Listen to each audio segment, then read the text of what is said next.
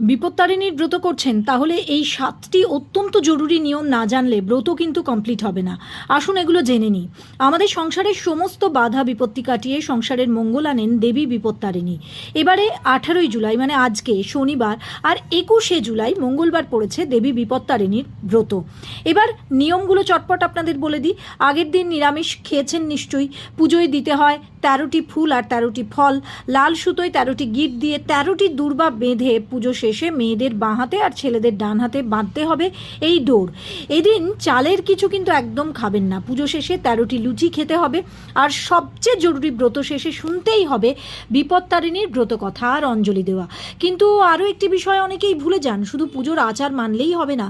এই দিনে নম্রতা, সংযম, পরিবারের প্রতি সম্মান, বিশেষ করে বাড়ির মহিলাদের সম্মান করা এবং সদ্ভাব বজায় রাখাও অত্যন্ত শুভ বলে মনে করা হয়।